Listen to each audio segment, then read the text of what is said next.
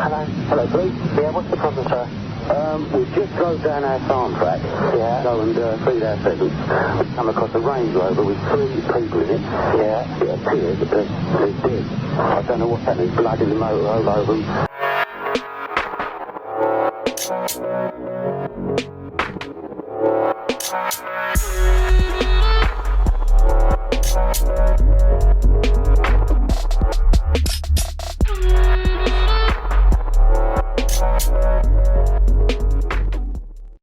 And welcome back to a new video on the Essex Boys case. As always, if you are enjoying the content, please do give the video a thumbs up.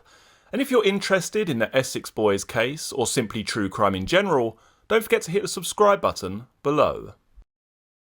Drug deals, protection rackets, punishment, beatings. Tony Tucker's gang dabbled in them all. In the weeks before their deaths, the three friends lived and acted like latter-day Krays. Ironically though, Tucker wanted nothing to do with the legendary brothers. Through contacts in Whitemoor Prison, Cambridgeshire, where Tate was once an inmate, gangster Reggie Kray expressed an interest in linking up with him on a vending machine operation. "You're joking," was apparently Tucker's dismissive response. "He's a has-been." It was the 90s ecstasy boom which created the potential for Tucker and friends to earn big money. At the end of the last decade, he was building up a security business which saw him running doors from Raquel's in Basildon to Club UK in Wandsworth, South London. As ecstasy moved into mainstream clubland, having control of club security often meant having control of drugs that went in and out. Dealers were prepared to pay a lot of money for the exclusive right to carry out their business inside. Although he didn't sell drugs himself, Tucker became the focal point for deals between large drug firms. By 1992, he had made it to the big time. Superintendent Ivan Dibley said, quote, "They were wholesalers rather than retailers. On a rising scale of drugs criminality from 1 to 10, they were certainly well above 5. They ruled by fear. When police staged a television raid on Club UK in Wandsworth in October 1995, a dealer dropped 800 pills on the floor to escape arrest. Tucker and Rolfe showed little sympathy, and when the dealer pleaded he couldn't pay their usual cut, they put a bowie knife to his throat. Tate joined the gang in 1994 when he came out of prison. Tucker had heard about him through the grapevine.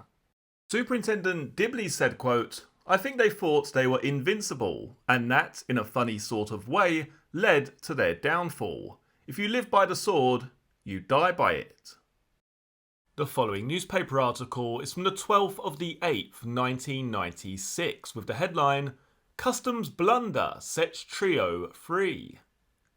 3 men accused of being involved in a drug smuggling ring walked out of court for the first time released on bail. Russell Tate, brother of executed gangland hardman Pat, and 3 others charged with conspiracy to import cannabis were given conditional bail after customs officers forgot to send vital paperwork on time. Lawyers acting for Mr. Tate, 34, Paul Gwinnett, 49 from Frinton, and Craig Angelakos, 22 from Clacton, argued that without the custody order, the court had no right to continue holding the men. It was the first time dad of 3, Mr. Tate, was able to see his wife and children at their Benfleet Road home since his arrest in May.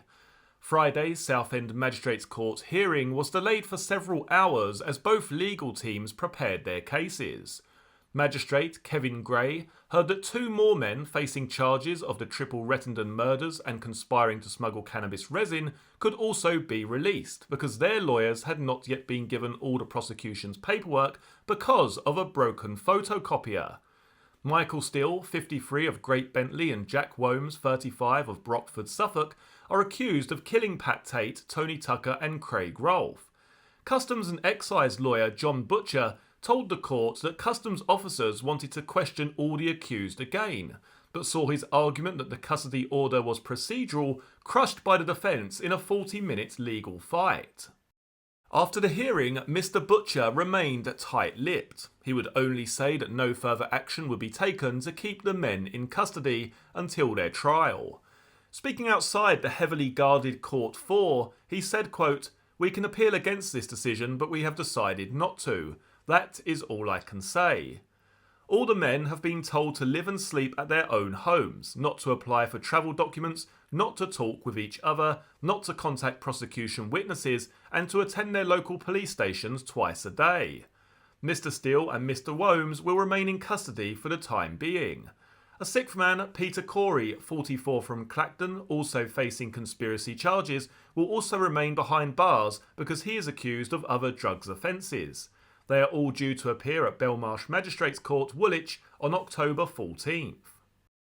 The following newspaper article is from the 17th of the 9th, 1997, with the headline, "I fired a shotgun in the past. Grass tells murder trial."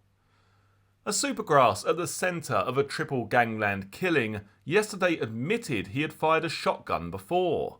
Police informant Darren Nichols told defending barrister Graham Parkins at the Old Bailey that he did have knowledge of using such a weapon. Drug barons Tony Tucker, 38, Pat Tate, 37 and 26-year-old Craig Rolfe were blasted to death with a pump-action shotgun as they sat in their Range Rover in a deserted country lane in the quiet Essex village of Rettendon. The trio had been lured to the farm track on December 6, 1995 with the promise of a large cocaine deal, unaware that an ambush had been laid for them.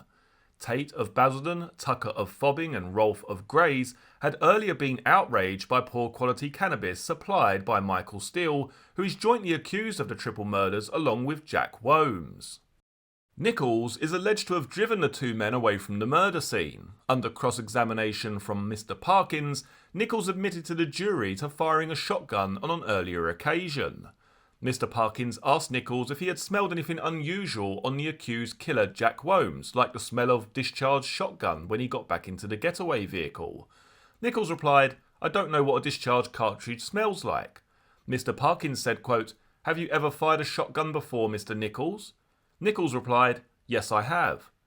The court earlier heard Nichols undergo a 5th day of grilling by Mr. Parkins, who is representing Michael Steele. He accused the police informant of not being in the place he said he was when receiving an alleged call from Womes to pick him up at the murder scene.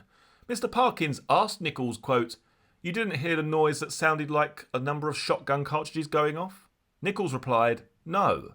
Mr. Parkins added, "Nothing to indicate to you that a gun was being discharged in the location?" "No." Mr. Parkins added, "Were you in fact travelling in the general direction of Basildon at that time?" "No, I was in the road at Rettendon waiting for the call." "Are you sure, Mr. Nichols?" "Yes." Nichols told the court that he had received 2 calls on his mobile phone in short succession just before 7 p.m, both of which were from Womes' mobile. Mr. Parkins said, quote, "These 2 calls were served by a site at Christopher Martin Road, Basildon."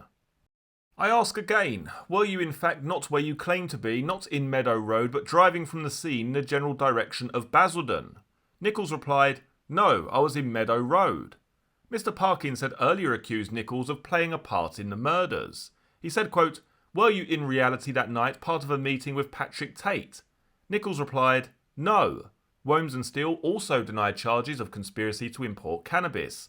Steele is also charged with possessing an 8-shot pump-action shotgun. Co-defendant Peter Corey of London Road, Clacton, denies conspiracy to import cannabis. The trial continues. If you would like to learn more about the Range Rover murders, then click on the video in front of you now. You will also see the Essex Boys playlist, which has all of the videos concerning this case in one convenient folder. Many thanks for joining me for this video. I look forward to seeing you all again for the next one. Take care. Cheers.